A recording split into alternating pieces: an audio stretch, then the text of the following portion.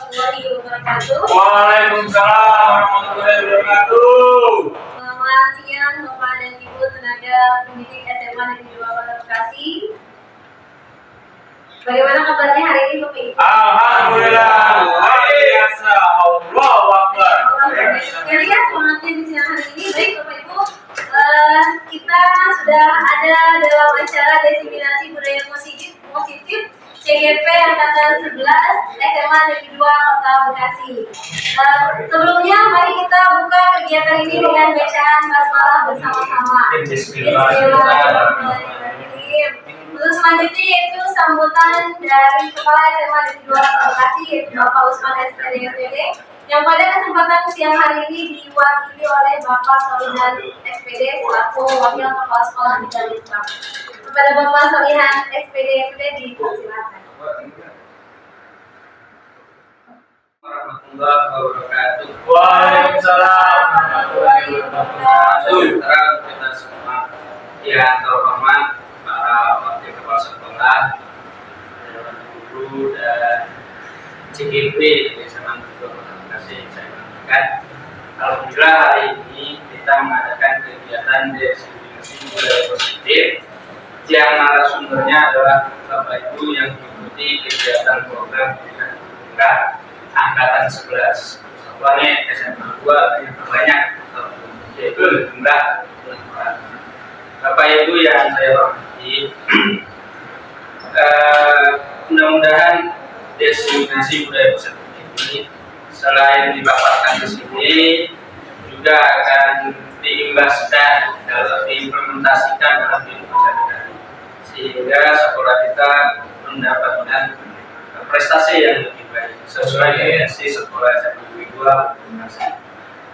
Mungkin itu saja saya ucapkan sekali lagi, ucapkan selamat kepada guru penggerak, calon guru penggerak dan Bapak Ibu yang belum mengikuti undangan tersebut. Dan ucapkan terima kasih Bapak Ibu yang telah hadir sehingga nanti insya Allah bisa mengikuti jejak mereka itu. Itu saja harapan dari kami. Terima kasih. Assalamualaikum warahmatullahi wabarakatuh. Waalaikumsalam warahmatullahi wabarakatuh. Baik, terima kasih kepada Bapak Solihan SPD yang sudah memberikan sambutan dan larangannya pada siang hari ini. Untuk selanjutnya Bapak Ibu telah hadir CGP Angkatan 11 Bapak Bayu Vedanto Eskom. Kepada Bapak Bayu Vedanto Eskom dipersilakan untuk memaparkan materi mengenai budaya positif. Oleh Bapak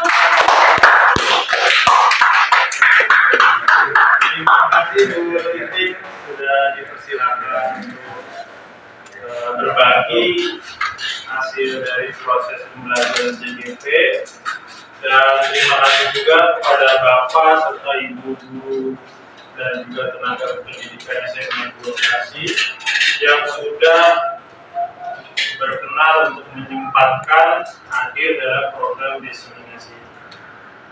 Saya Bayu Megantoro sebagai CGP 11, saya akan mendeseminasikan kegiatan budaya positif di sekolah, dalam hal ini di sekolah kita yang tercinta yaitu SMA 2 Bekasi. Apa sih budaya positif itu? Budaya positif kira-kira apa ya Bapak Ibu? budaya yang baik. Budaya yang baik. Ada budaya positif, ada budaya negatif. Yang negatif banyak ya, namanya kehidupan pasti ada plus, ada minus. Dalam diri kita pun ada kandungan hal-hal mungkin tidak bisa dihilangkan, tetapi bisa diminimalisir hal-hal negatif. Dan yang berusaha kita kembangkan lebih lanjut adalah budaya positif. Nah, selain kita mengembangkan budaya positif dalam diri kita sendiri, kita juga sebagai pendidik dituntut untuk bagaimana menerapkan budaya positif di tempat kita mengajar. Budaya positif itu ada beberapa poin. Nah, yang pertama ini clue-nya. Yang pertama adalah disiplin positif dan nilai-nilai kebaikan universal. Yang kedua apa tadi? Yang kedua yaitu teori motivasi hukuman dan restitusi. Yang ketiga, keyakinan moralis. Yang keempat, kebutuhan manusia. Kebutuhan dasar manusia. Yang kelima, posisi kontrol, dan yang keenam adalah segitiga restitusi. Dan itulah yang akan kita bahas pada siang ini.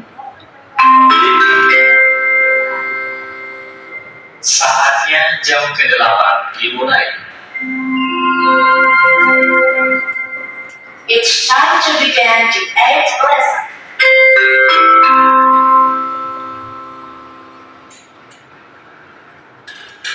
Ya, jadi kalau kita berbicara budaya positif, keenam unsur atau elemen itulah yang akan kita bahas.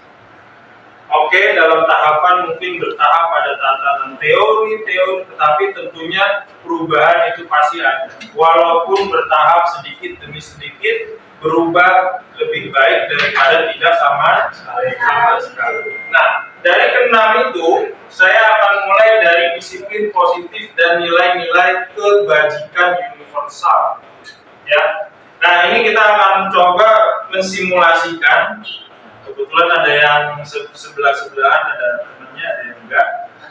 Nah, oke, dari deskripsi ini kita akan mencoba sebuah simulasi bagaimana keinginan diri itu bergerak.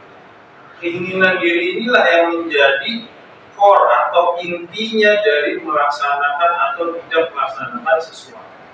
Baik, Bapak Ibu, mungkin kita kepal tangan kita masing-masing. Nah, kita kepal sekencang-kencangnya ya. Nah, coba saya ingin sampaikan ke Pak. Ya, Pak, buka. Buka. Tangannya buka. Nah, saya berhasil mempengaruhi pikiran Pak. Malah Pak. Karena Pak ini sudah masuk dalam kategori motivasi eksternal. Nanti akan kita bahas. Nah, sekarang saya coba ke Pak Egi. Pak, buka Pak. Buka. Kita selesai dong. Banyak empes tadi.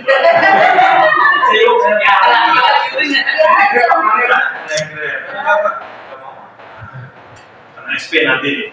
Nah, ada dua kejadian dalam kondisi tadi ya. Yang pertama bisa terpengaruh. Yang kedua tidak terpengaruh. Dan ini yang akan kita bahas sebagai landasan penerapan budaya positif di sekolah. Nanti ada hal-hal yang kita bahas, apa itu motivasi intrinsik, apa itu motivasi ekstrinsik, internal atau eksternal. Ya.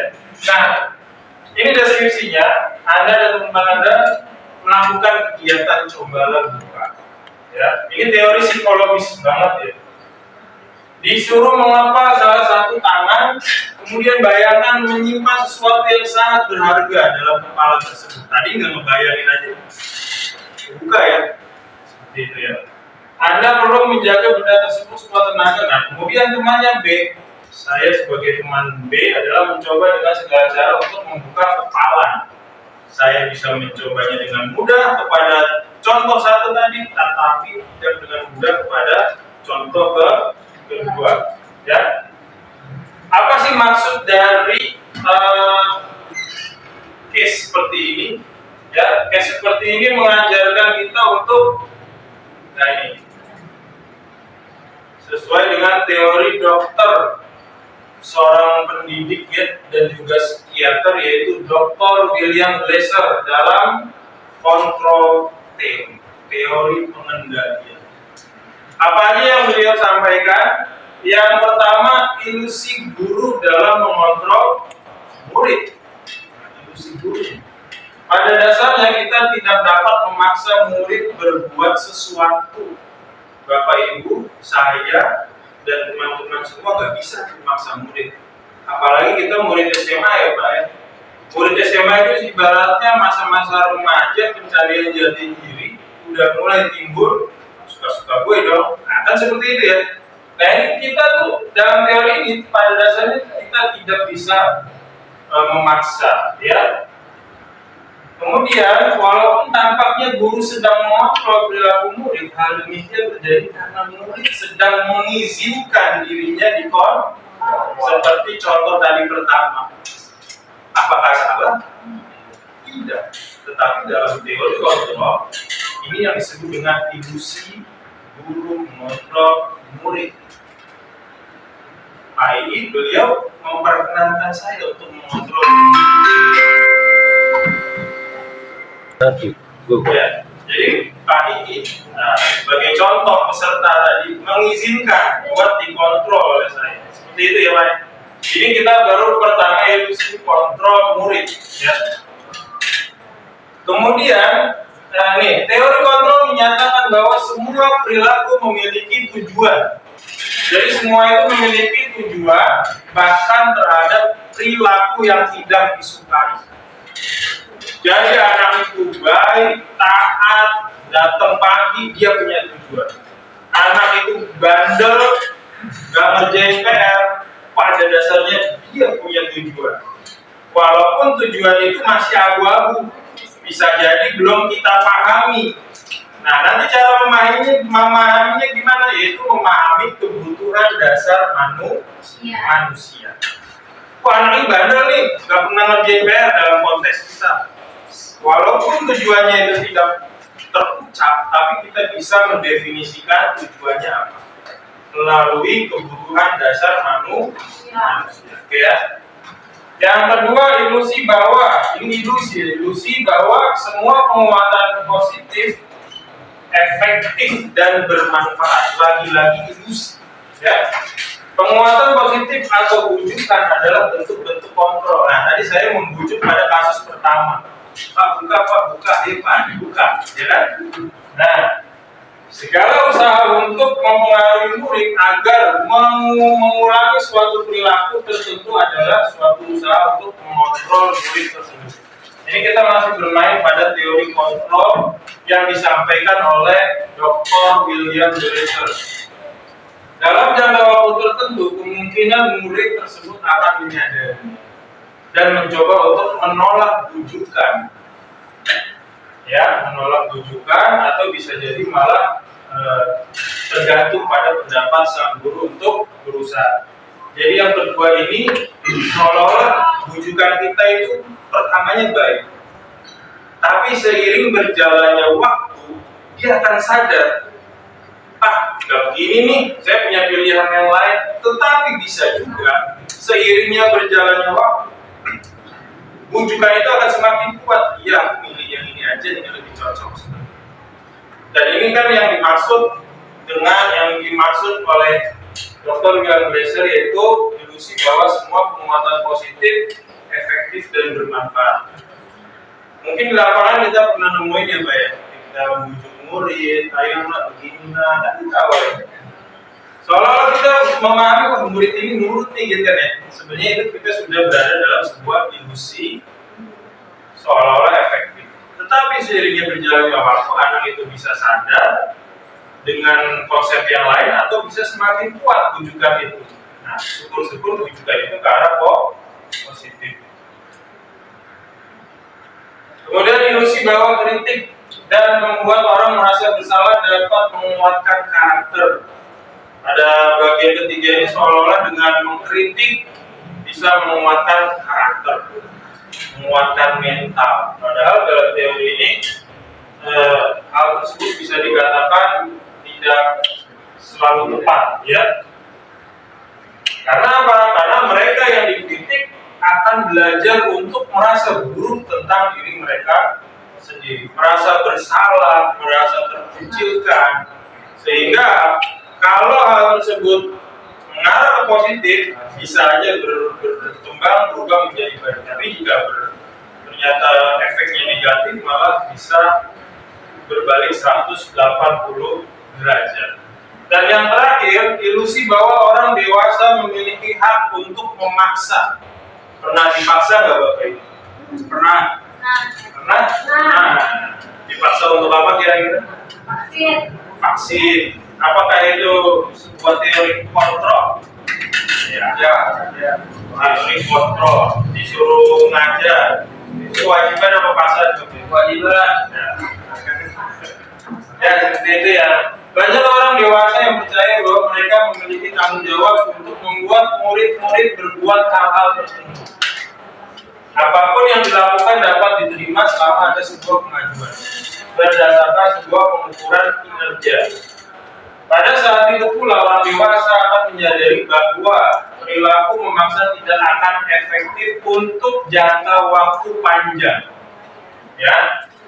Dan sebuah hubungan permusuhan akan terbentuk. Jadi ketika kita menggunakan teori kontrol dengan ilusi bahwa memiliki kuasa untuk memaksa dalam jangka waktu panjang akan menimbulkan efek yang tidak baik, ya.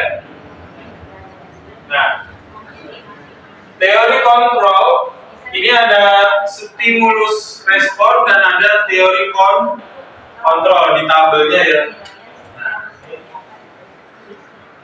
realitas kebutuhan kita sama pada stimulus respon, tapi pada teori kontrol realitas atau kebutuhan kita atau yang lainnya itu bisa berbeda-beda. Kemudian semua orang melihat hal yang sama. Pada teori kontrol, setiap orang memiliki gambaran yang berbeda. Kemudian kita mencoba mengubah orang agar berpandangan sama dengan kita. Kita berstimulus nih. Seolah-olah kita ingin mencoba punya pandangan yang sama agar orang tersebut punya pandangan sama.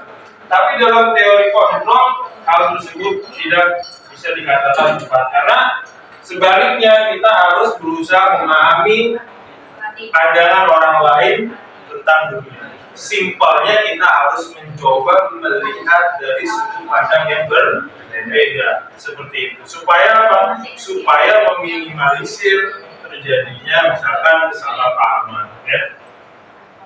Perilaku buruk dilihat sebagai suatu kesalahan pada stimulus respon. Kebanyakan kita ya, dia salah, buruk salah. Tapi pada teori kontrol, semua perilaku memiliki tujuan. Bapak Ibu semua ini nanti mungkin masih membingungkan, tetapi pada slide-slide berikutnya kita semakin mengerucut dan semoga semakin mencerahkan Bapak Ibu semua termasuk saya sendiri ya. Orang lain bisa mengontrol saya pada stimulus respon.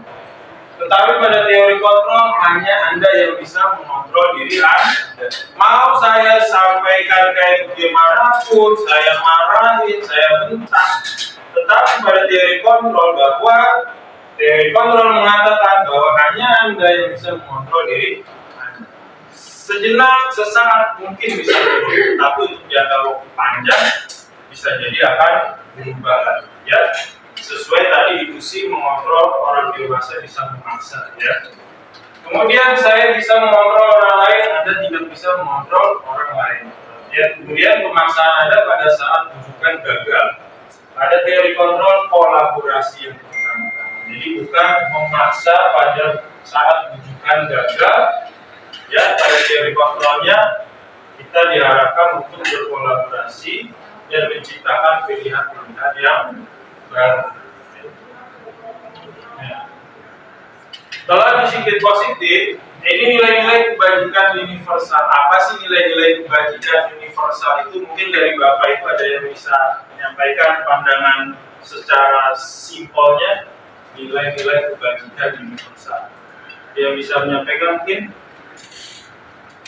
yang dimaksud nilai-nilai kebajikan universal. Apa sih nilai kebajikan kemudian universal? Nilai kebajikan yang secara umum. Ya, jadi nilai-nilai kebaikan yang diakui secara keseluruhan dan hampir bahkan menjadi kesepakatan bagi semua, baik itu institusi, personal, suku, bangsa, negara, dan seterusnya. Nah, pada konteks budaya positif, nilai-nilai kebajikan, ada beberapa nilai-nilai kebajikan universal yang bisa kita jadikan referensi. Yang pertama yaitu profil pelajar Pancasila. Ada berapa nilai kebajikan universalnya? Nah, nanti menyimak dan menghitung. Ya, 2, 3, 4, 5. Betul. Yang pertama beriman, bertakwa kepada Tuhan yang Maha Esa dan berakhlak mulia. Kemudian mandiri, berkenalan etis, berkebinekaan global, bergotong royong dan kreatif. Ya, ini nilai kebajikan universal. Yang pertama. Yang kedua, nilai kebajikan universal berdasarkan IDO Primary Years Program atau yang disingkat PYP. Ada berapa, Ibu? PYP? Banyak. 12. Ya, ada 12, tapi dia menggunakan satu kata yang singkat, ya. Apa aja? Toleransi, rasa hormat, integritas, mandiri, menghargai, antusias, empati, ingin tahu, kreativitas, kerjasama, percaya dan komitmen. Itu yang kedua berdasarkan IDO. Nah, bagi Bapak dan Ibu guru yang mengemban tugas sebagai wali kelas atau sebagai guru agama, nilai-nilai kebajikan universal ini bisa diperkenalkan kepada murid-murid kita agar bisa diaplikasikan sehari-hari. Tidak harus semuanya, yang penting berproses sedikit demi sedikit, lama-lama menjadi oke. Ya. Kemudian nilai kebajikan universal lainnya apa lagi?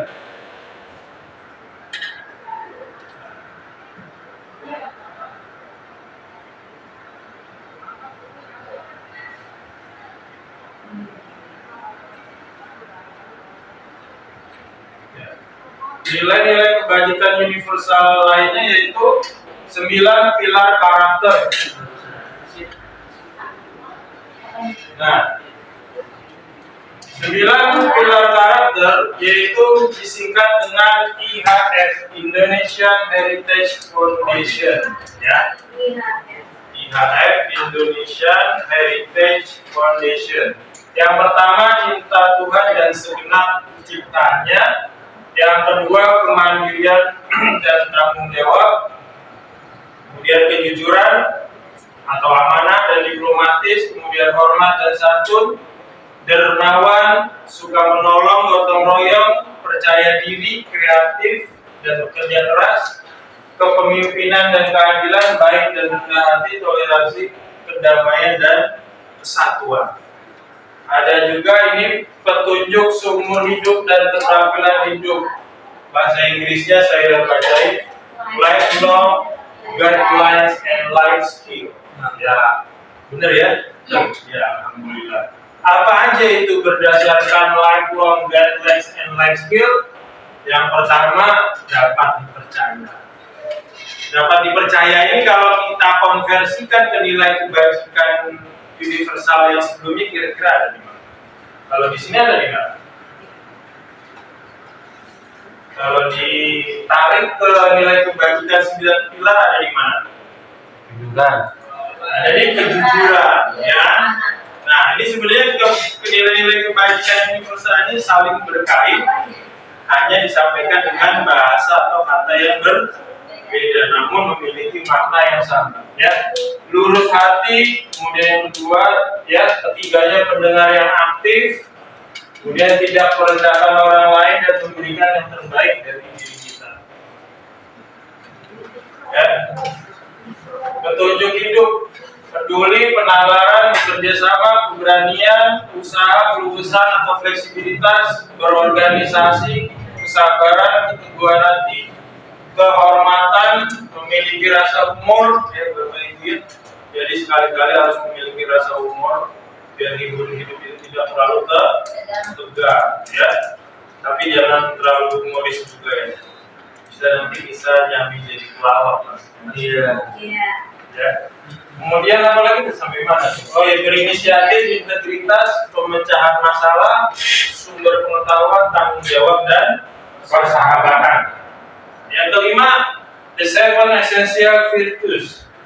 Ya, empati, suara hati, kontrol diri, rasa hormat, kebaikan, toleransi, keadilan. Ada kata-kata yang berulang ya Bapak Ibu ya. Ada kata-kata yang berulang dari nilai-nilai kebajikan ini ya. Yaitu menandakan bahwa ya ini nilai kebajikan universal dimanapun dibuat pasti akan berkesinambungan walaupun disampaikan dengan bahasa yang berbeda. Disiplin positif. standar pendidikan nasional, yaitu dalam rangka menciptakan lingkungan yang positif, maka setiap warga sekolah dan pemangku kepentingan perlu saling mendukung, menghayati dan menerapkan nilai-nilai kebajikan yang disepakati, ya, untuk dapat menerapkan tujuan hal mulia tersebut. Tujuan mulia, maka seorang pemimpin pembelajaran perlu berjiwa kepemimpinan sehingga dapat mengembangkan sekolah dengan baik agar terwujud suatu budaya sekolah yang positif sesuai dengan standar kompetensi pengelolaan yang telah kita tetapkan. Tujuan mulia dari penerapan disiplin positif adalah agar terwujud murid-murid yang berkarakter, berdisiplin, santun, jujur, peduli, bertanggung jawab, dan merupakan pembelajar sepanjang hayat sesuai dengan standar kompetensi lulusan yang diharapkan. Di sini ada kata pembelajar, ada kata pembelajar. Ternyata ini kata baru, ya. Pembelajar orang yang belajar, pembelajar orang yang belajar. Ya, seperti itu. Jadi bukan karena kurang huruf, tapi memang sebuah kata baru. Ya.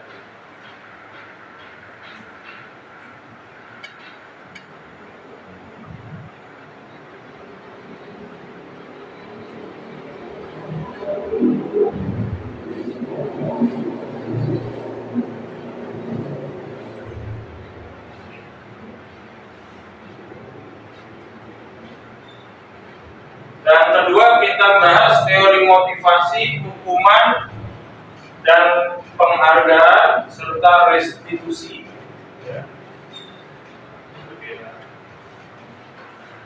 Diana Gosen dalam bukunya Restructuring School Disiplin menyatakan ada 3 motivasi dalam perilaku manusia. Tadi yang di awal sudah saya sampaikan sebagai pembuka, yaitu dalam proses membuka hafalan, ya.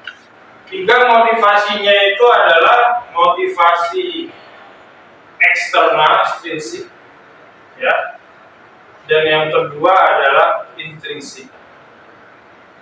Ekstrinsik ini dibagi menjadi 2. Yang pertama nih, Bapak Ibu bisa simak, untuk menghindari ketidaknyamanan atau hukuman.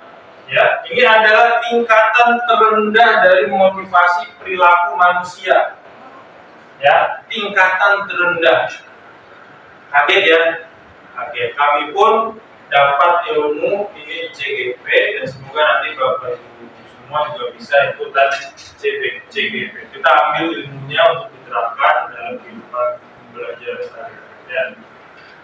Kenapa dikatakan sebagai tingkatan terendah?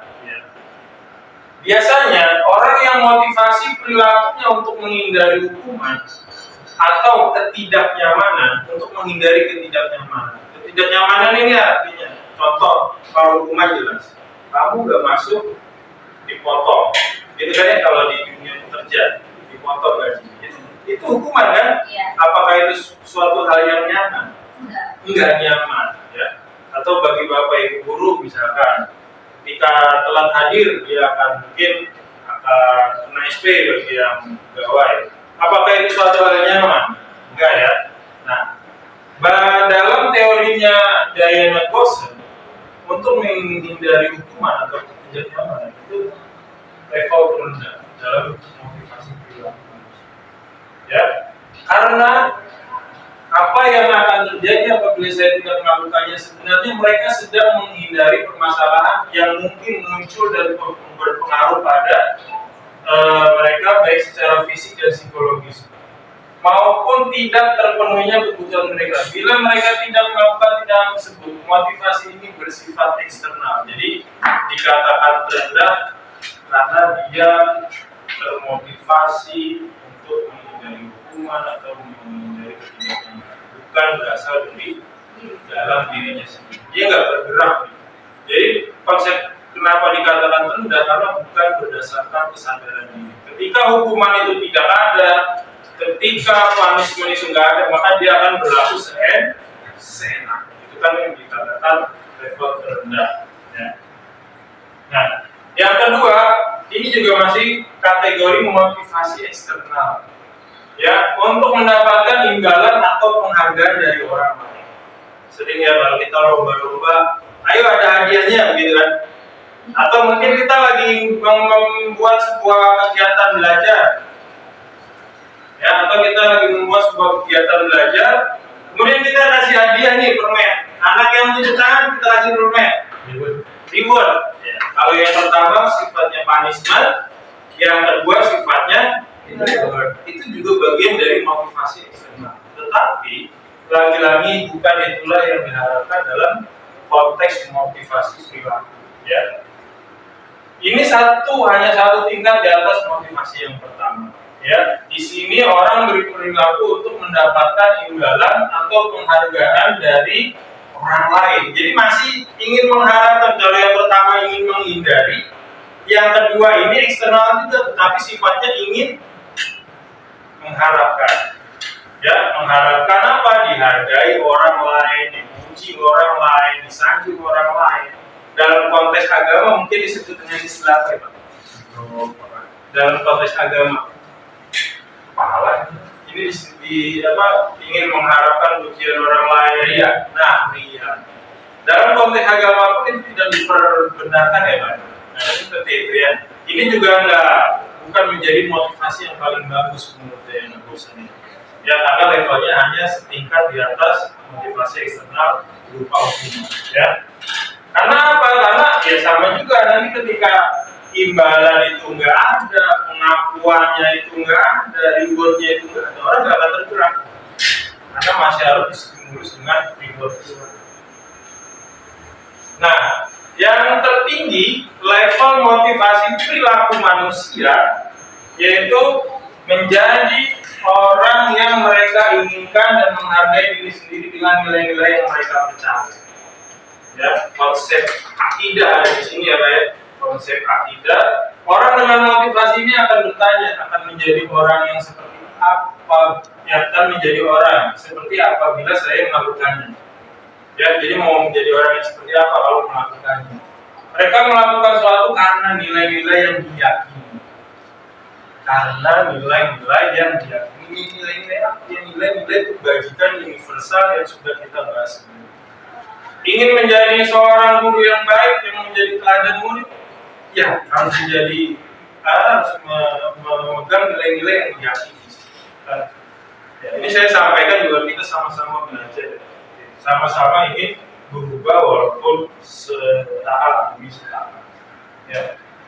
Jadi ini motivasi yang akan membuat seseorang memiliki disiplin positif, ya, disiplin positif karena apa? Karena motivasi berperilakunya bersifat internal, bukan eksternal. Kalau dalam kaidah agama, inilah yang disebut dengan hidayah. Kan seperti itu ya Bapak Ibu ya.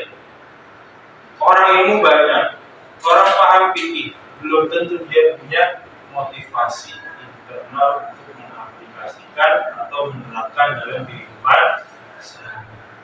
Maka dari itu ini sejalan dengan konsep kita sehari-hari. Inilah yang paling tinggi karena nggak usah disuruh, nggak usah diginiin, digituin, dia tergerak dengan sendiri, sadar dari dalam dirinya tentang nilai-nilai yang dia. Ini mengenai teori motivasi, hukuman, penghargaan dan restitusi. Pengaruh jangka panjang dan jangka pendek dan jangka panjang. Ya. Ini yang pertama, penghargaan efektif jika kita menginginkan seseorang melakukan sesuatu yang kita inginkan.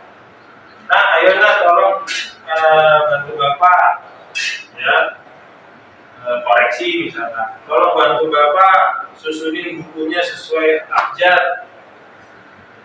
Nanti kita kasih reward atau apa seperti itu, efektif, tapi dalam jangka waktu pendek.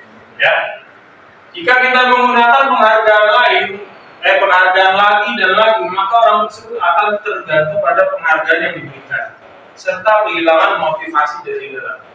Mohon maaf ya Bapak Ibu, di sekitar kita sering kita melihat meminta tolong kepada seseorang yang memang itu sudah pekerjaannya, benar nggak? Iya. Tapi karena kita ingin berbagi, kita kasih reward, Mas, ini Pak ini buat sekedarnya, begitu kan? Ketika itu berulang sekali, 2 kali, 3 kali, kira-kira yang keempat kali tanpa kita kasih sesuatu, maka yang akan terjadi? Mahal. Berharap. Terus integritasnya menurun.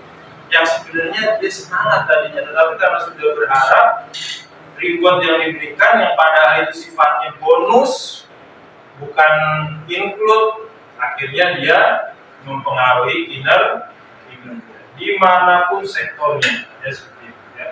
Kemudian yang ketiga, jika kita mendapatkan penghargaan untuk melakukan sesuatu yang baik, maka selain kita senantiasa berharap mendapatkan penghargaan tersebut lagi, kita pun menjadi tidak menyadari tindakan baik yang kita lakukan. Jadi pola teori ini sudah dianalisa oleh Diana Gosling.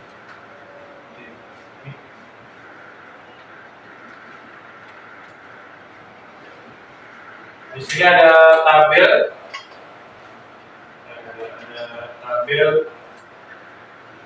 teori hukuman, penghargaan, dan restitusi.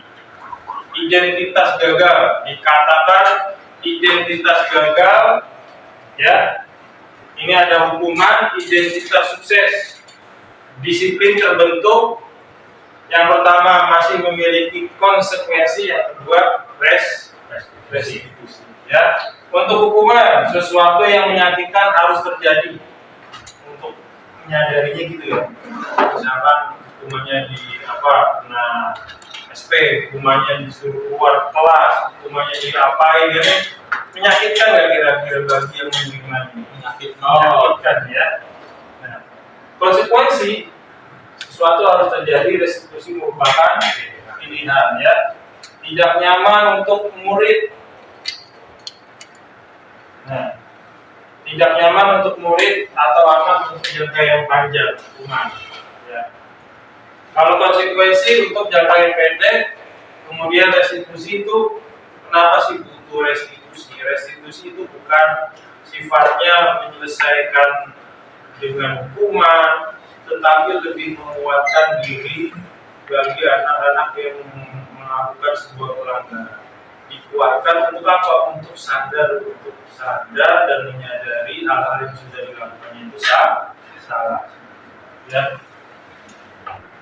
Korban mendapatkan keadilan.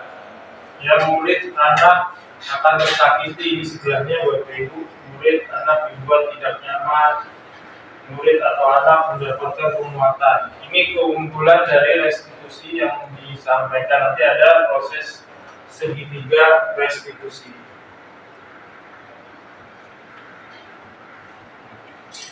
Ini tabel jadi panjang sekali.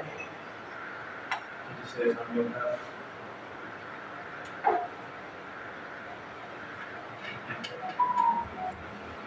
Perilaku pasif agresif meningkat pada hukuman.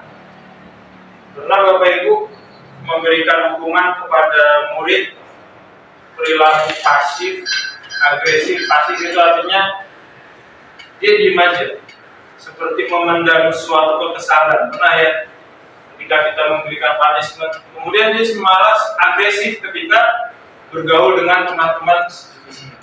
Contohnya apa?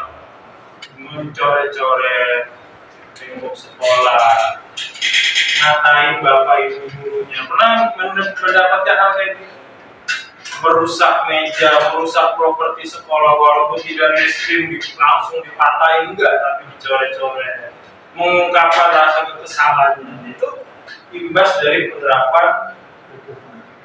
Karena dalam hukuman yaitu tadi kita seperti seolah mendapatkan ilusi bahwa anak itu ya, padahal dia mengundang kecewaan, dia bisa melampiaskan itu. Oke. Yang berikutnya, nah ini sudah saya sampaikan tadi. Kemudian penghargaan tidak efektif.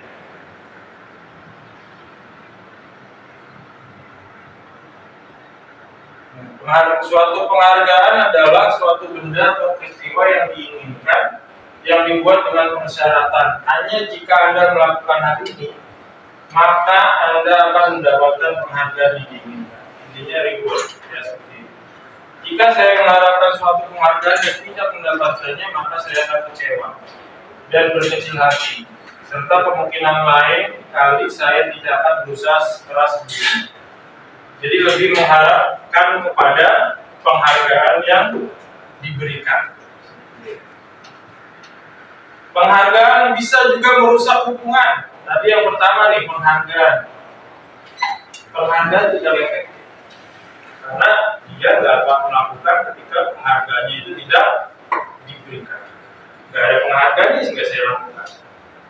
Ayo Bapak Ibu datang tepat waktu jam 6.45. Apakah ada rewardnya?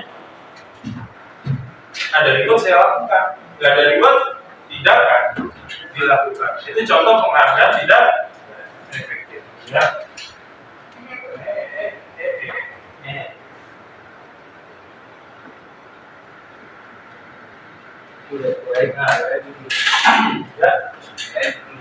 Berapa? 10.000. Ketika penghargaannya itu hilang, apakah berlangsung? Tidak. Ini saya sedang mengingatkan diri sendiri. Ya, sebenarnya penghargaan merusak hubungan.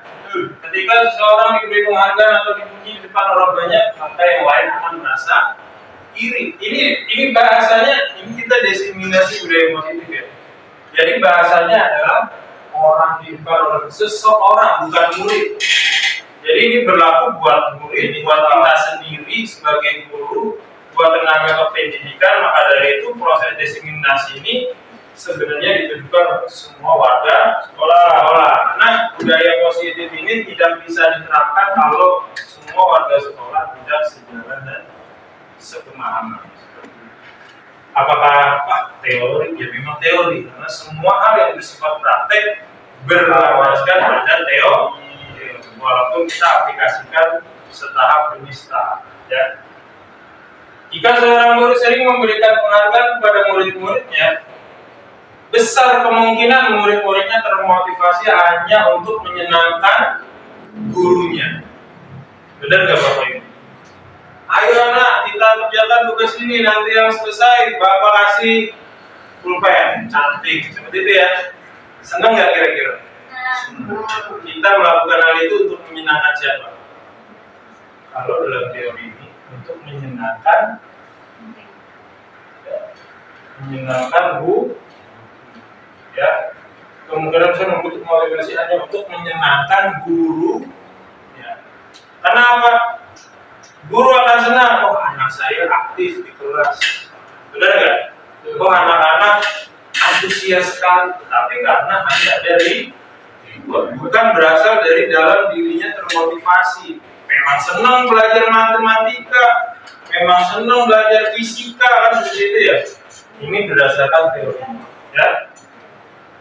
Berikutnya, penghargaan menciptakan persaingan di dalam kelas dan persaingan menciptakan kecemasan. Cemas akan menjadi seseorang yang gagal. Cemas akan menjadi murid yang gak berguna. Cemas akan menjadi murid yang masa depannya suram karena gagal dalam bersaing. Ya.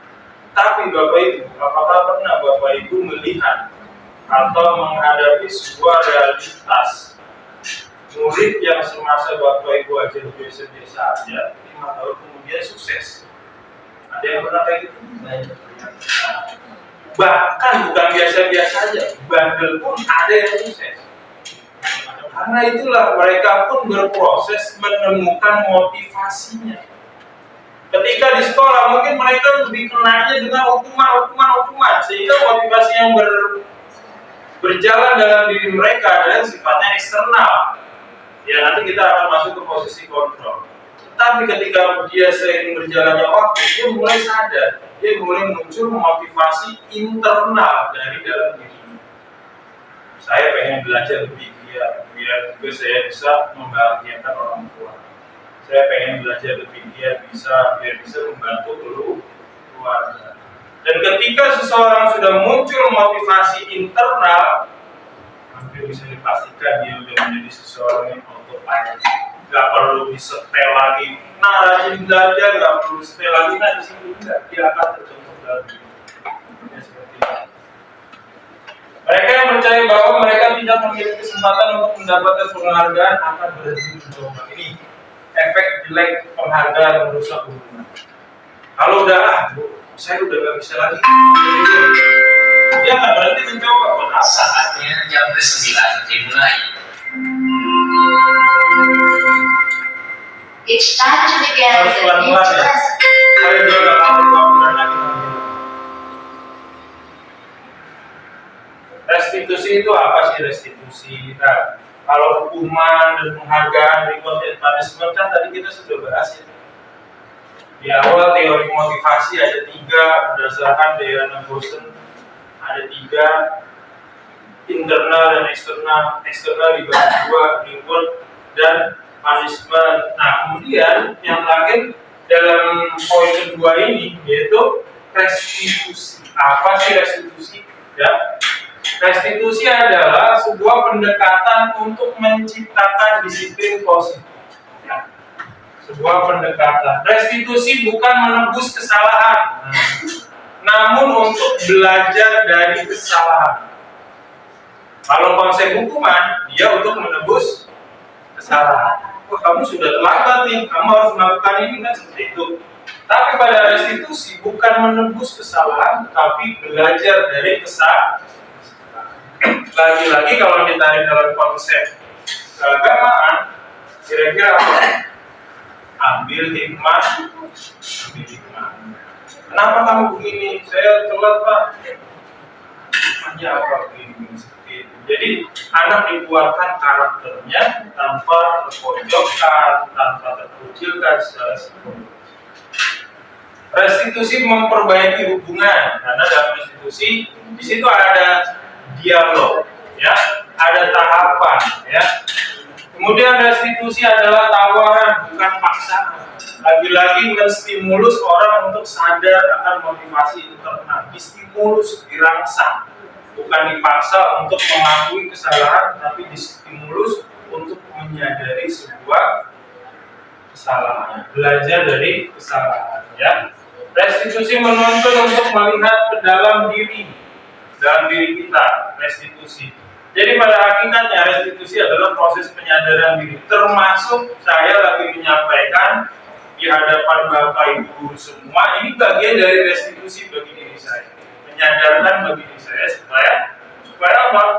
Supaya saya tidak menjadi lilin di tengahnya malam, nerangi sekitarnya, tetapi ketika pagi saya sudah tidak menyawa. Wujudnya nggak ada, artinya sia-sia, cukup, tapi dalam diri sendiri tidak bisa melaksanakan. Sama kayak mercusuar itu, menerangi tapi sekitarnya kurang. Semoga kita tidak seperti itu ya. Nah, ketiga, budaya positif yang ingin kami atau saya sampaikan yaitu keyakinan kelas. Nah, ini contohnya, ilustrasinya. Balik lagi, sebenarnya masih satu rangkaian dengan motivasi tadi. Ya, keyakinan kelas. Di sini ada ilustrasi seorang pengendara motor tidak memakai helm. Kenapa memakai helm? Apa keyakinan yang kira-kira bisa terbentuk? Kalau pakai motivasi eksternal, takut ditilang. Itu motivasi eksternal. Poin keberapa itu? Poin pertama, punishment, takut ditilang. Yang kedua, kira-kira apa lagi? Kalau jatuh tidak perlu berbahaya, tidak terlalu berbahaya. Itu kira-kira maksudnya motivasi apa, Pak?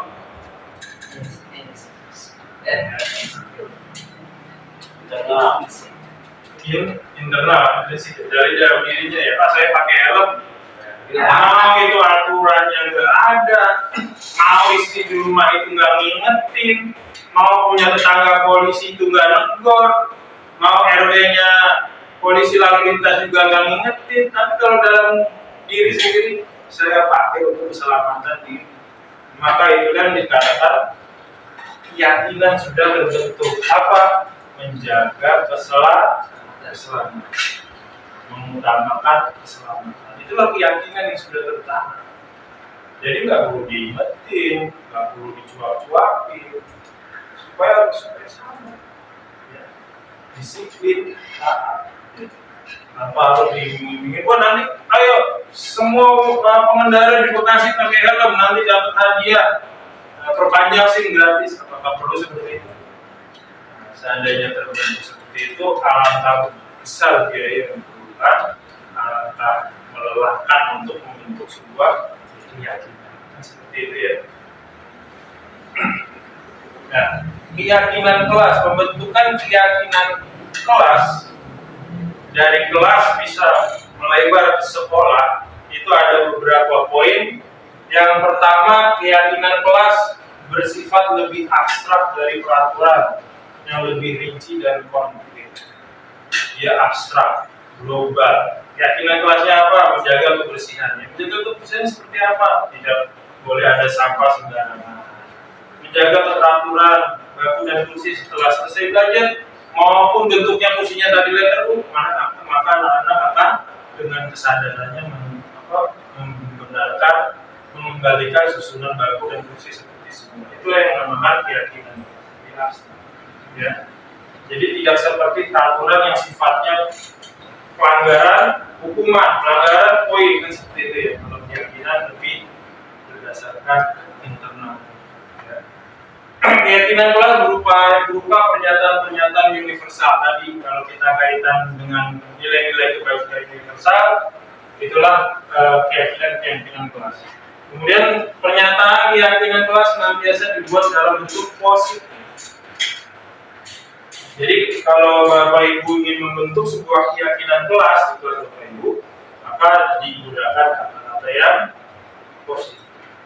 Misalkan kata positif itu contohnya apa? Kira-kira apa? Misalkan ini sampah nih Pak ya, pinjam ya Pak. Ya, jaga kebersihan. Di kelas, apa kira-kira? Oh, Kelasnya kotor ya. Banyak sampahnya, itu negatif atau positif? Negatif. Negatif. Kata-kata yang negatif. Anak-anak kita arahkan biar nggak ada sampah seperti ini. Semua memiliki kesadaran dan kesepakatan. Kira-kira apa kata positif yang perlu menjadi keyakinan kelas? Menjaga kebersihan. Menjaga kebersihan. Maka dengan kata positif ini secara universal, mau itu tisu, mau itu bekas rautan, mau itu gelas air yang tertumpah nggak sengaja, setiap individu kelas akan memiliki integritas untuk menjaga kebersihan kelas tersebut. Keyakinan kelas hendaknya tidak terlalu banyak, jadi nggak usah bikin 20 keyakinan kursi. Bahkan 5 keyakinan kelas sudah cukup, ya. 10 ideal ya, karena kalau terlalu banyak murid pun nggak akan bisa memahami dengan baik. Keyakinan kelas sebaiknya sesuatu yang dapat diterapkan di lingkungan tersebut. Ya, semua warga kelas hendaknya ikut berkontribusi dalam pembuatan keyakinan kelas lewat curhat pendapat, bersedia meninjau kembali keyakinan kelas dari waktu ke waktu. Keyakinan kelas bisa berubah-ubah. Nah ini contoh pembentukan keyakinan kelas. Nah ini contohnya. Nah, nggak baca ya Bapak Ibu ya. Tapi kalau Bapak Ibu mau terapin, ini kan contoh kami pada saat Bapak Karya. Bapak Ibu bisa terapkan dengan media digital ya, misalkan dengan Google Jamboard ya, atau dengan Note, jadi pakai aplikasi online, atau bahkan pakai Google Slide. Silakan anak-anak sampaikan, kirim, dia ngetik sendiri keyakinan kelas yang dia apa. Nanti kita kumpulin yang apa sama-sama tuh yang mirip-mirip, kita klasifikasikan. Misalkan satu menjaga kebersihan, yang kedua membuang sampah tidak pada tempatnya, yang ketiga rajin-rajin ngepel, rajin-rajin nyapu. Nah itu sebenarnya satu klasifikasi ya. Klasifikasinya apa? Berupa kata positif, yaitu menjaga kebersihan kelas. Nah itu Nah, ini dari sini peraturan sekolah, pengiriman positif, nilai kebajikan, muaranya adalah keyakinan kelas yang nanti akan ditempel di masing-masing kelas Bapak Ibu sebagai wali kelas. Jadi ketika ada anak melakukan kesalahan, kita bisa arahkan melalui segitiga restitusi yang nanti akan saya bahas. Anak diingatkan keyakinan kelas apa yang sudah kita sepakati. Semoga dengan hal tersebut bisa menyadarkan anak dari kesalahannya dan mau belajar. Seperti itu kurang lebih alurnya penerapan budaya positif di sekolah. Nah, ini contohnya nih. Keyakinan kelas 5 selalu bersikap positif, senantiasa menjadi diri yang terbaik. Kita lihat di sini dikit-dikit, nggak terlalu banyak, tetapi hal ini sifatnya universal. Ketika diterapkan dan diyakini oleh semua peserta didik, insya Allah akan terbentuk sebuah kelas yang nyaman. Ya, karena budaya positif ini, Bapak Ibu, masih satu rangkaian dengan filosofi tujuan pendidikan yang disampaikan oleh Ki Hajar Dewantara, yaitu membuat proses belajar yang berpihak pada murid. Artinya apa? Murid dibuat senyaman mungkin.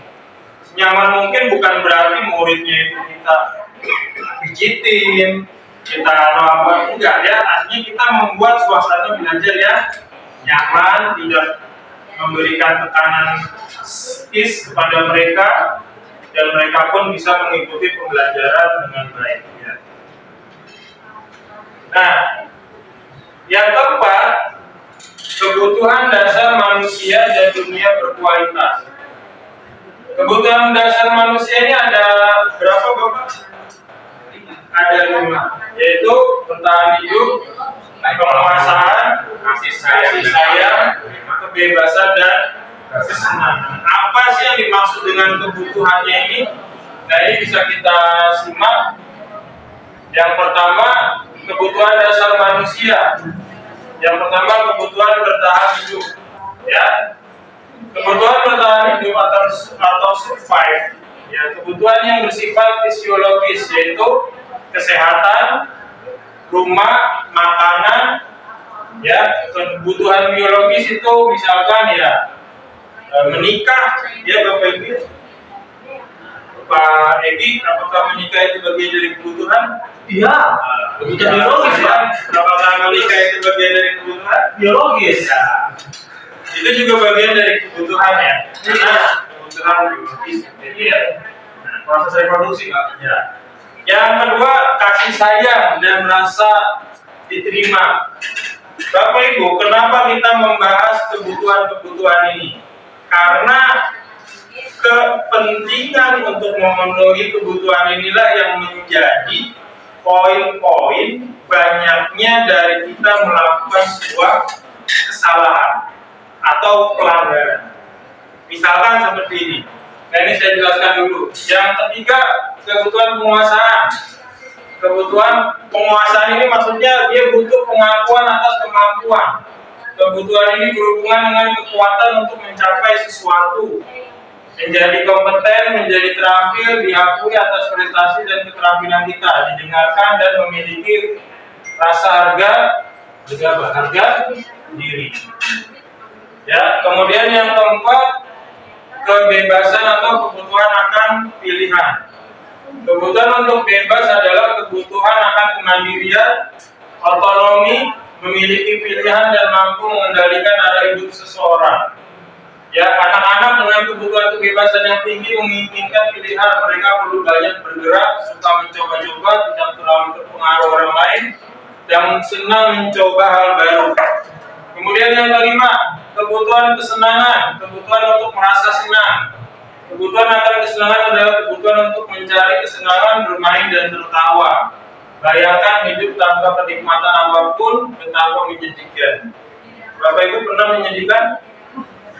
Pernah ya? Tidak ada kesenangan apapun, tidak bisa bermain dan tidak tertawa. Ini betapa menyedihkan. Ini dari sana kata-katanya ya.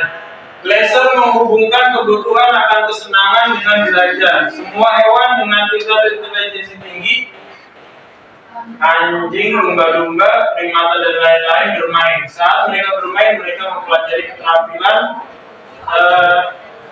hidup yang penting. Nah, ini contohnya Bapak Ibu ya. Sebelum kita ke posisi kontrol, kebutuhan akan kesenangan.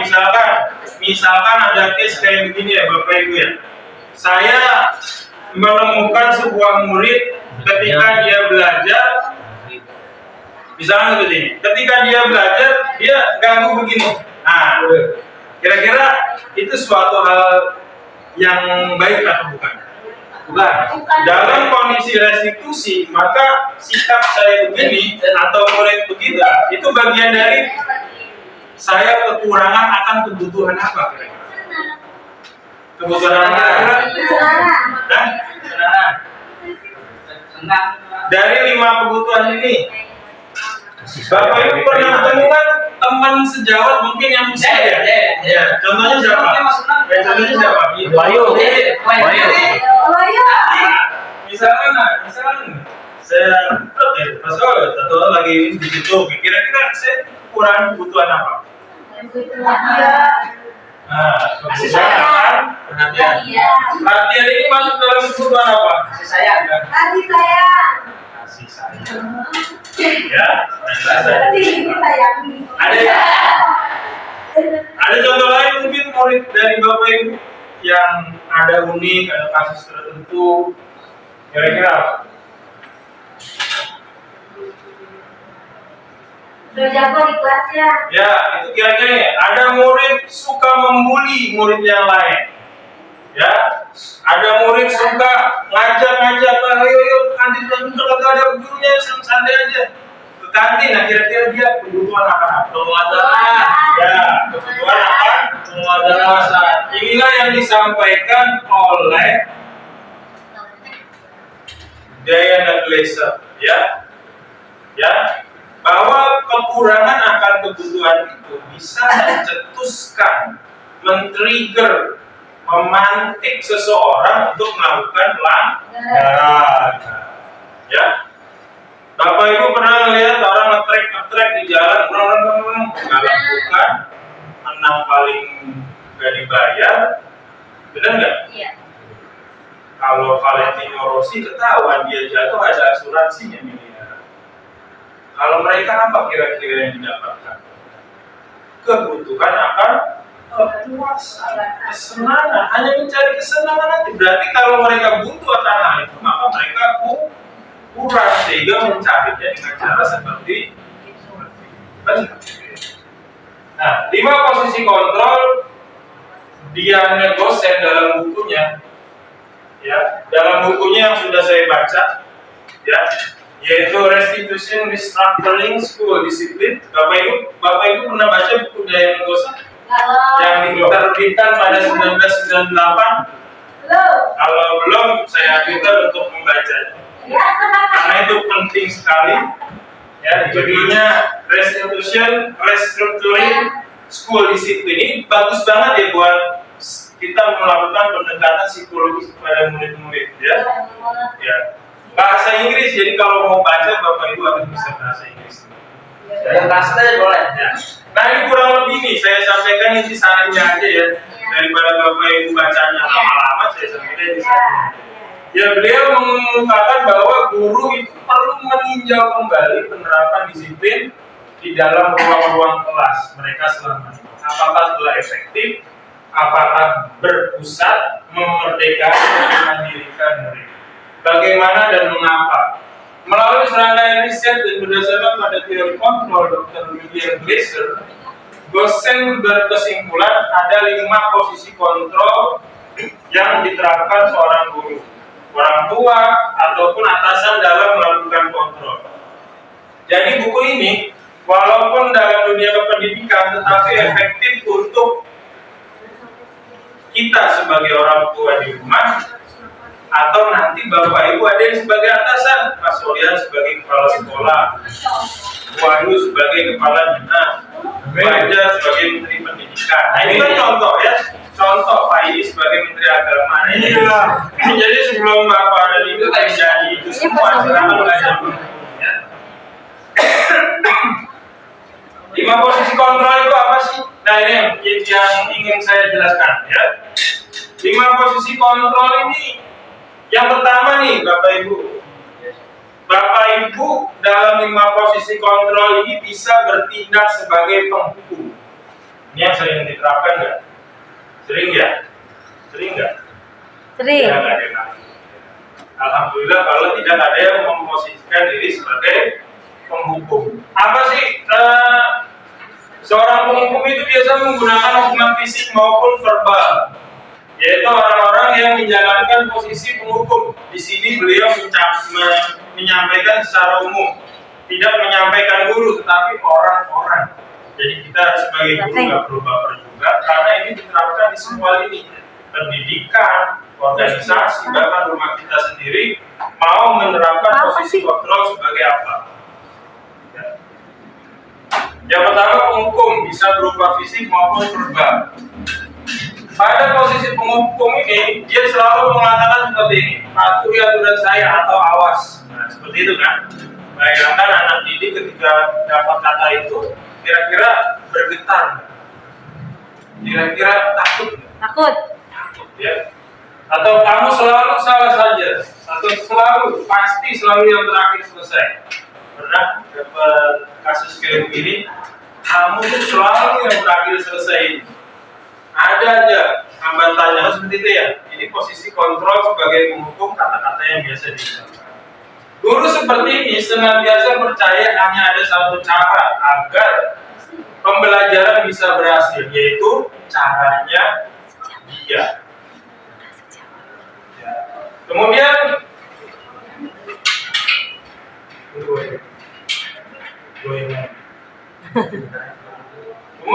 pembuat merasa bersalah. Pada ini guru biasanya lebih lembut, tapi bisa menyebabkan seorang anak merasa bersalah. Contohnya gini, ibu sangat kecewa sekali dengan kamu. Kira-kira anak merasa bersalah nggak? Ya. Ya, karena merasa sudah mengecewakan gurunya. Ini ada beberapa contoh kalimat-kalimat lainnya. Kemudian, posisi kontrol, guru menempatkan dirinya sebagai teman. Pada posisi ini, contoh kata-katanya seperti ini. Ayo nak, bantu demi bapak ya, seperti ini. Karena kan kita kalau kayak ada mau supervisor kan seperti itu ya, mau ada supervisi, ayo nak bantu, gitu nggak bapak ya? Oh gitu.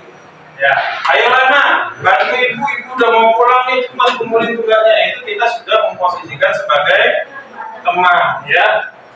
Kemudian sebagai memantau berarti mengawasi. Pada saat kita mengawasi, kita bertanggung jawab atas perilaku orang-orang yang kita awasi. Nah ini contohnya Pak. Contoh sebagai pemantau. Nah ini contohnya. Kamu kenapa terlambat? Kenapa saya terlambat? Sudah tahu kan aturannya kan seperti itu ya. Pernah nggak kayak gitu ya? Kamu kenapa nggak pakai baju olahraga? Kan sudah tahu hari ini hari Selasa kan seperti itu. Itu sebagai pemantau. Kemudian inilah posisi kontrol guru yang diharapkan, yaitu memposisikan diri sebagai manajer ya. Posisi terakhir manajer di mana guru berbuat sesuatu bersama dengan murid. Pada posisi ini kontrolnya adalah kita sebagai manajer. Kita diharapkan bisa menyelesaikan permasalahan bersama dengan murid tanpa menimbulkan rasa sakit hati atau kecewa. Dan pada posisi manajer inilah yang diharapkan di segitiga restitusi yang akan kita bahas. Nah, paskan segitiga restitusi. Ya, segitiga restitusi itu apa sih? Restitusi itu tadi apa?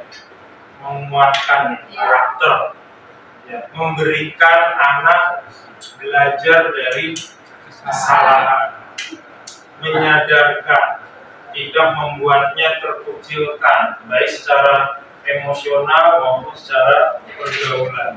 Nah, segitiga dalam mencapai restitusi yang ideal itu ada istilah namanya segitiga restitusi. Segitiga ini menggambarkan tahapan, 3 tahap. Yang pertama, ini wajib nurut ya Bapak Ibu ya. Ketika kita menjumpai anak bermasalah, kita harus menstabilkan dulu identitasnya. Teori kontrol yang dipakai apa? Kita semua akan melakukan hal terbaik yang bisa kita lakukan. Yang kedua, ini identitasnya distabilkan. Contohnya menstabilkan identitas bagaimana sih, nanti akan saya sampaikan melalui video. Ya. Yang kedua, validasi tindakan yang salah. Validasi ini validate the misbehavior. Jadi kita seolah-olah memaklumi dulu kesalahannya dia. Ya, kenapa nak tadi kamu sepertinya kok agak kesel di pelajaran biologi ya seperti itu kan? Iya Pak, saya bingung dengan menghafal istilah-istilah Latin. Kesel banget saya ngapalin nggak apa-apa kan seperti itu ya. Nah kita berusaha untuk validate tindakan yang salah. Itu salah, tetapi berusaha kita ingin menyamakan persepsi secara emosional. Oh iya lah, benar juga ya. Dulu Bapak waktu SMA juga sama tuh. Kalau paling ribet kalau belajar hafalan-hafalan kata-kata Latin. Nah, kemudian menanyakan keyakinan setelah dia merasa dirangkul. Intinya segitiga restitusi ini kita merangkul anak Bapak Ibu. Bukan membenarkan kesalahan anak, tapi merangkul agar mereka itu tidak lari, tidak kesel ya. Nah, setelah kita rangkul, kita yakini. Nah, kamu masih ingat nggak keyakinan kelas kita apa? Rajin belajar, Pak. Nah, rajin belajar. Rajin belajar apakah memilih-milih pelajaran? Enggak, Pak. Nah, kalau itu untuk kemudian hari tetap rajin belajar, semangat, semoga kamu menjadi anak yang sukses. Jadi itu tahapan segitiga restitusi. Nah, ini contoh segitiga restitusi.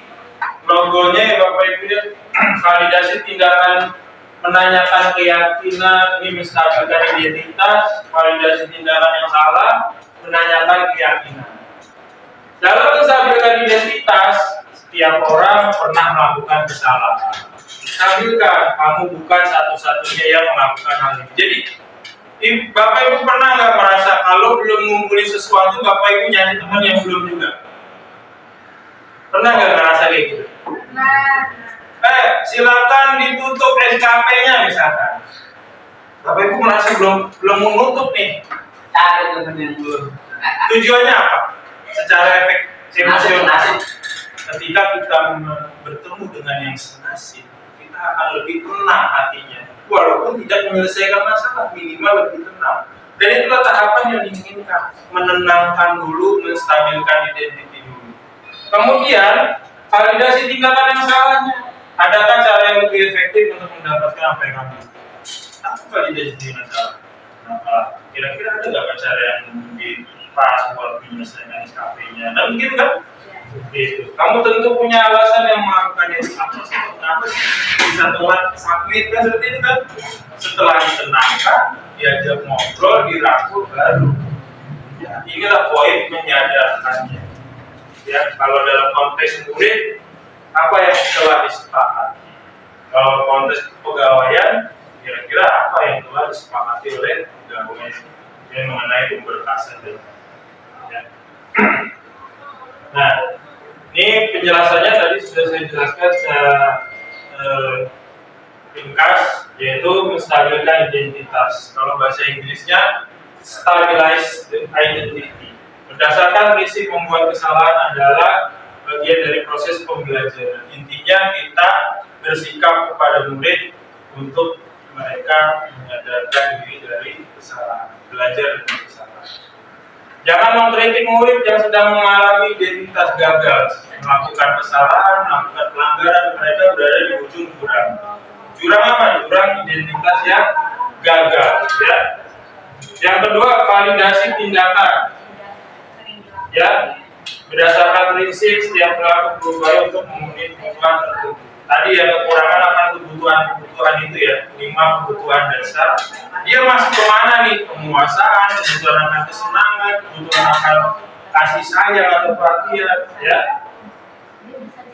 Kemudian menanyakan keyakinan, seek the belief. Teori kontrol menyatakan pada dasarnya kita termotivasi secara intrinsik, ya, kita yang menggalinya tugasnya. Saat perilaku telah divalidasi dan identitas sukses telah stabil, maka murid telah siap meyakinkan Nah ini Bapak Ibu.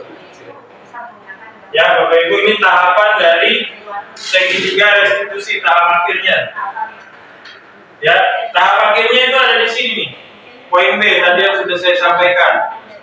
Saat perilaku telah divalidasi dan identitas sukses telah stabil, maka murid telah siap mengaitkan keyakinan dengan tindakan yang salah. Jadi tindakan dia salah dikaitkan dengan keyakinan kelasnya. Semoga diharapkan murid itu sadar dan tercerahkan. Seperti itu penerapan budaya positif di sekolah. Jadi ada beberapa poin Bapak Ibu. Dan ada 6. Ya, yang pertama apa tadi? Disiplin dan nilai-nilai kebajikan universal. Terus teori motivasi, hukuman dan penghargaan dan restitusi. Kemudian yang ketiga keyakinan kelas. Untuk yang keempat kebutuhan dasar manusia ada 5. Kemudian yang kelima posisi kontrol juga ada 5, dan terakhir segitiga restitusi sebagai langkah akhir dalam menangani masalah yang terjadi pada peserta didik. Nah ini terima kasih, semoga bermanfaat. Nah, ini contoh penerapan segitiga restitusi. Bapak Ibu, ini video apa adanya, kalau jangan direstitusi.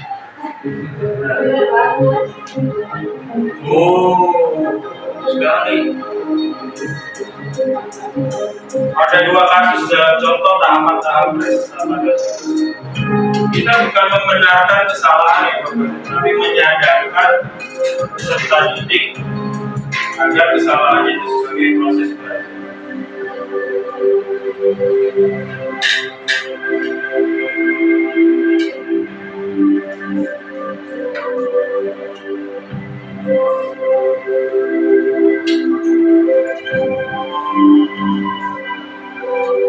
Ini langsung kita ke contoh videonya. Oh yang lelaki apa yang perempuan Bapak Ibu? Perempuan, tulisannya.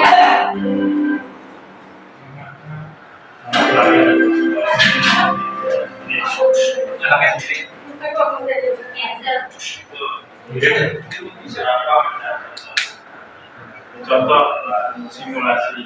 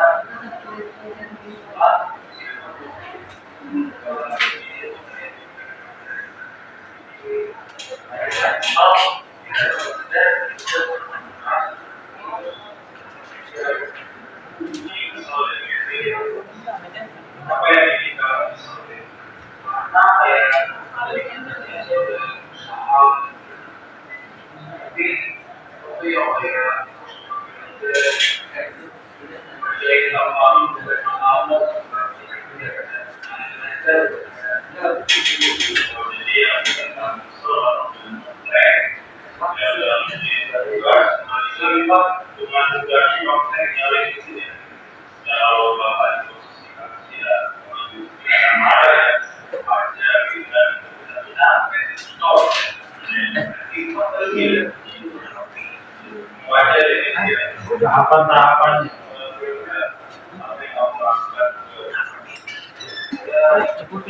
Nah ini validasi tindakan yang salah, validation behavior. Nanti habis ini baru kita tahap ketiga. Bukan dalam rangka membenarkan, bukan, tapi menenangkan dulu. Oh iya Pak, ingat ya, kalau kita pun kalau melakukan kesalahan, ada teman seolah-olah kita menjadi ada tempat curhat, nggak ngedown, secara emosional kita merasa dirangkul, tidak disalahkan. Bukan begitu ya Mister ya? Ya. Jadi kita nggak boleh membuli kan, seperti itu kan? Ini contohnya Bapak Ibu.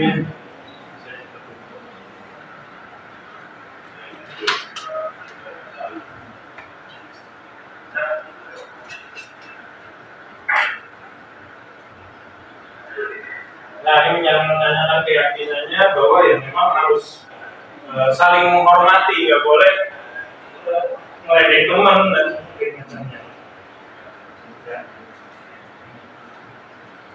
Ya Bapak Ibu, untuk kalau mau melihat lebih rinci ada di YouTube saya yang subscribernya masih sedikit, jadi harap maklum ya. Ya, jadi silakan nanti secara lengkapnya bisa disimak.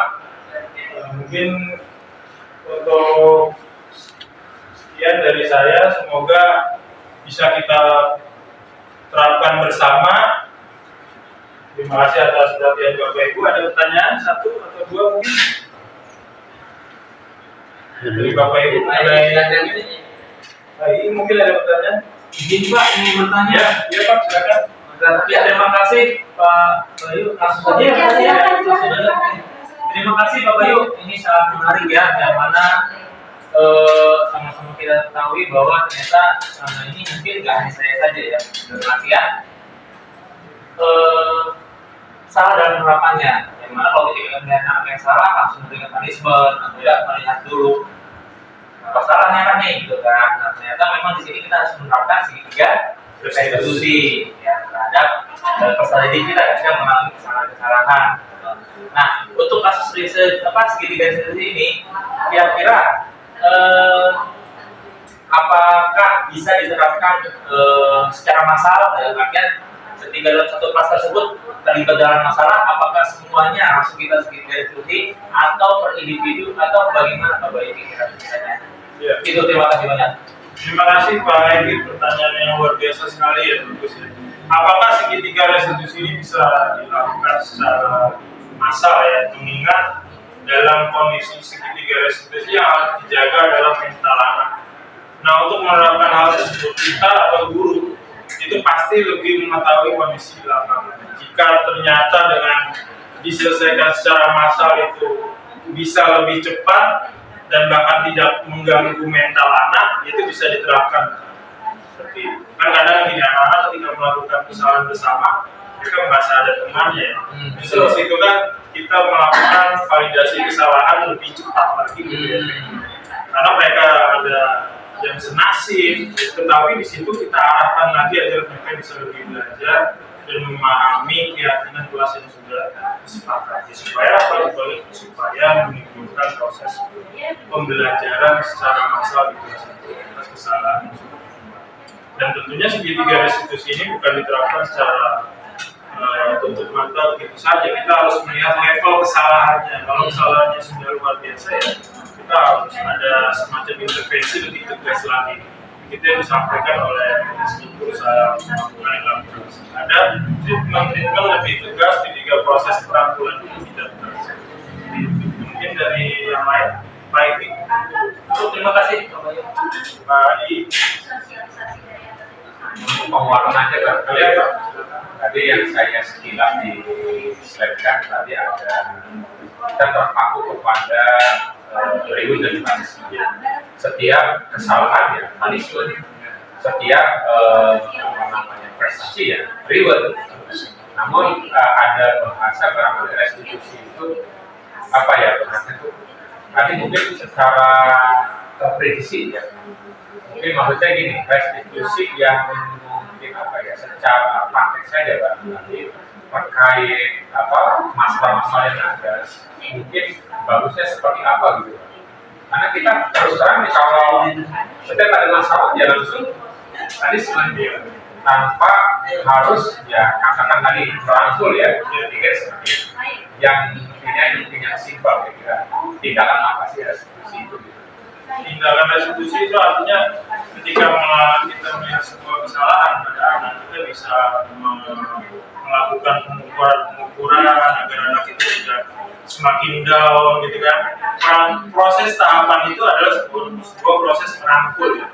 Walaupun mungkin ada beberapa kasus hal tersebut tidak efektif, maka kita bisa berkolaborasi dengan guru BK, dengan mana itu atau leveling yang lebih tinggi, melakukan kontak dengan orang tua.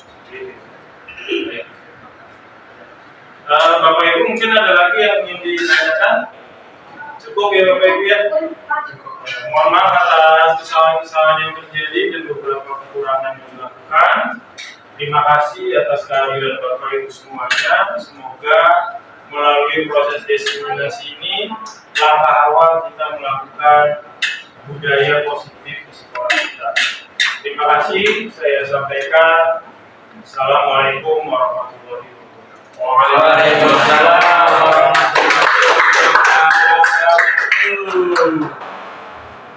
Baik, terima kasih Bapak Bayu Megantara atas pemaparan materinya tentang budaya positif. Semoga apa yang Bapak Bayu paparkan bisa kita terapkan sama-sama Bapak Ibu di sekolah untuk lebih meningkatkan.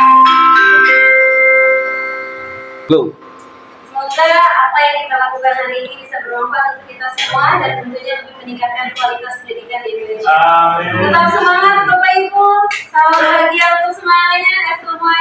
Kita berjumpa lagi di lain kesempatan. Wassalamualaikum warahmatullahi wabarakatuh. Waalaikumsalam.